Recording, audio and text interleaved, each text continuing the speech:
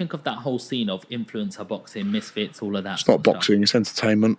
Fair play to them, make their money. That's fantastic, but I don't regard it as boxing. I regard it as sort of wrestling style entertainment. And yeah, it is entertaining. Sometimes you watch it and you think, oh, that's a laugh, but it can never be taken seriously, ever.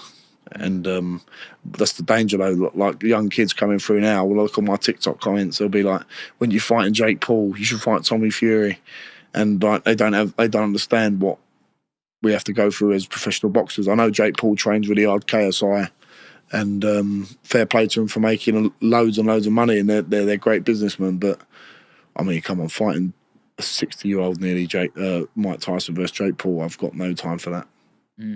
How do you think that plays out? Because it is scheduled for November. I think, well, considering that Mike Tyson had to be taken off a plane, didn't he, for having heart problems, I don't think they should be sanctioned at all, ever. It's wrong. Who is your favourite boxer of all time? I've got a few. Lennox Lewis being one of them. Yeah. Unbelievable. Rocky Marciano. Yeah. Old classic guy. The modern guys, Joshua, Fury. Love them two the most. There's no Tyson in there? Mike Tyson? Oh, Mike Tyson, unbelievable. Unbelievable. But in terms of my favourites, probably Lennox Lewis, someone like that. Vitaly Klitschko. But Mike Tyson, in his prime, watched him 18, 19, 20 years old, smashing people up who were like 10 years older than him, getting a world title at 20 years old. Unbelievable. Johnny, a big name has just been dropped. Yeah, everyone's talking about Chisora and you. Yeah. You know, everyone's just like putting you straight into that Another mix legend. now. He's like, War Chisora, they call him, don't him? He's like a real veteran. Couldn't believe he beat Joyce. Couldn't believe that. Yeah, I thought Joyce would be able to deal with him, but Chisora just keeps coming back. He's had 2 wins on the... Is it 2 wins on the bounce now? Who did he fight before? He fought someone else recently, but he just keeps coming back, and if he's still winning, Joe Joyce is a great name to have on your resume. So I've got a lot of time for Joe Chisora. He's a legend, and people have been bounding our names around.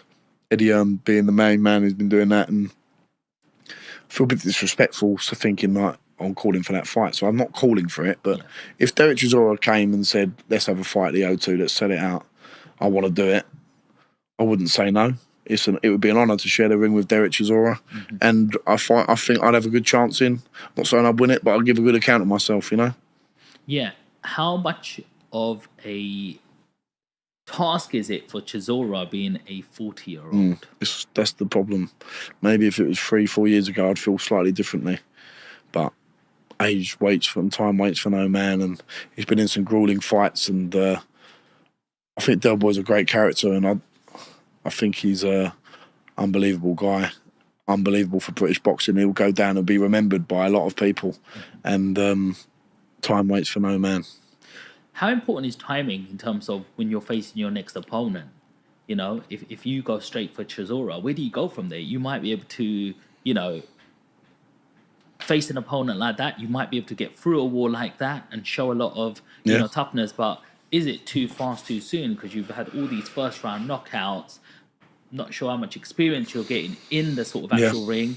Fighting Chisora, imagine beating him. Where do you go from that? That's the thing. It's not an immediate fight. It's whether it's just an idea that's been bandied about. I've obviously got Rudenko locked in for my next fight. That could give me some great experience. He could be he'd probably be my toughest fight to date. And then you assess from there. It's very important, as you say. You've got to look at one fight at a time. And all that's on my mind right now is beating Rudenko whenever that happens in the next month or two. How does it feel like when you're training for a fight? You've got your trainer there, you've got a manager there, you've got a whole team around you. What happens when you're in that ring and you're alone all of a sudden? That's it. That's the name of the game, isn't it? Like, it doesn't matter how... This is the thing with boxing. It's quite unique in a way. You don't have 10 other football players on the pitch. You don't have 14 other rugby players. If you cut corners, it's going to show. And if you're moaning about coaches, trainers, managers, it's up to you to put them all into line, because at the end of the day, you're the one who's going to be seen in the ring and be accountable for what's happened in the camp. So you've got to take an onus on that and be the boss. Unfortunately, without sounding arrogant or belittling the other people, you've got to be in control, because the only person it comes down on when it all goes wrong is you. That's the bottom line. And you're the one who takes the punches in the head. No one else does. Not your manager, not your trainer, not your promoters, not your strength and conditioning coaches. They're all part of your team, but the one who's going to be getting punched in the face is you. Does it ever get to you mentally? No. I love it. I absolutely love what I do. I get to go up and train every day. I love training. It keeps my head screwed on. If I couldn't train, I think I don't know what I'd do. It keeps me sane, for like it does for a lot of people. So yeah, I absolutely love the ability that I've got to go and train and do something I love every day.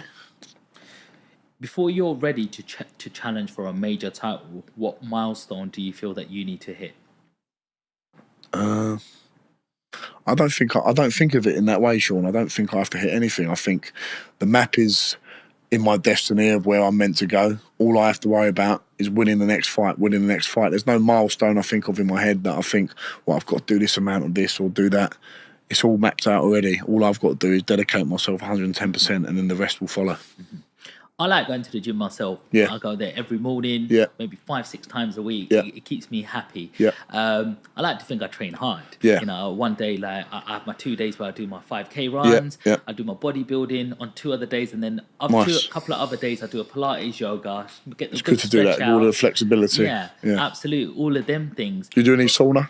Not anymore, because I go to a simple gym that doesn't have it, but I used to do it before. But Sauna's really good. Yeah. I like using that, especially after you do a run. If you get in a sauna straight after a run, it actually accelerates and accentuates your cardiovascular fitness, because your heart's still doing a lot of work. Okay. Keeping where your temperature's going up. So there's a lot of science in the sauna, obviously releasing toxins and stuff. I really like using the sauna. So what I'm getting to here, Johnny, is I want to put myself through some training now. Yeah. I want to go through some training, like on my own with my headphones and stuff like that. But I want to pretend I'm training for a training camp. What does a camp look like? Tell us from the inside. What does your days look like as leading up to the Rudenko fight, for example? You can't go out, can't drink. You've got to stay in your house as much as you can. You've got to cut back on things like this as much as you can when you get to 4 or 5 weeks out. If you're out too late, my dad will be ringing me saying, no, you're too late. My mum won't let me do this. You need people like that reminding you. All it is you go up, you wake up, have a nice breakfast, go training, come back and sleep, go training again, then get in a sauna afterwards, walk your dog in between all that, have a bit of food at home or in your local restaurant where you can chill, go to sleep, do it all again the next day. No going out on Friday nights, Saturday nights. You might be able to go around your mum and dad's for a little bit, but you've got to be at home resting as much as you can. The rest is just as important. It is military style. Yeah. That's what it is. How important is the food side? It's the most important part. The food is your fuel for your sessions. I've just got a nutritionist on board, Lee Rickard, really good guy, and he takes a lot of the stress off of me. And he educated me a lot on food, because you think you know what you're doing, but you don't. And it's all about hydrating yourself properly, eating at the right times, eating leaner foods. And I've really noticed a change in my body shape the last 6 months, because I've really tightened up all my nutrition. Yeah. That's the little 3-4-5% that you need to get to the next level. So food is fuel. It's not food, it's fuel for your training, and that's what you've got to remember. Do you feel stronger with the new nutrition going in? I feel stronger, I feel leaner, but I'm still the same weight. My body fat's come down. That's just the byproducts of it. But that's a nice feeling, and you feel fit and strong. I feel powerful, and I wake up in a good frame of mind, and I know that I'm doing everything correctly, and that's good for your mental side as well, because you know you're ticking boxes mentally. That's just as important. When you eat bad food, you feel bad. You are what you eat at the end of the day. Well, talking about food, I know you do like a certain Chinese. Yes, I do. That's what's had to change the most. I used to love the Chinese on a Saturday night. I don't even have that anymore. When I had the Chinese yesterday, we had a Chinese sit down. I have boiled rice, and the Blue Orchid made me like a beef Cantonese style dish, which is just like really fresh beef with vegetables in it, ginger, soy sauce. It is absolutely beautiful. I don't have any of the sweet and sour chicken balls, lemon chicken, sweetened kumpo prawns. I can't have any of that. I just have the grilled, the boiled rice with a nice bit of beef Cantonese style, and it's nutritious. The Blue Orchid's a great place. They cook everything fresh, and I can enjoy that guilt-free. How important is it to eat well even when you're not in camp as well? That's what I've had to change. I've had to make sure that I eat well all year round. not just like listen, after a fight, I know the five guys have something else bad on a Sunday, and then this fight, I just thought, right, that's enough now. I want to get back to eating healthy, because I used to spend 5-6 weeks eating rubbish, and I'd not get really fat, but you notice a little bit difference in your body composition, and you feel sluggish, and it's just like a big claw back. You've got to train for 4 weeks to get back to any sort of fighting fitness. And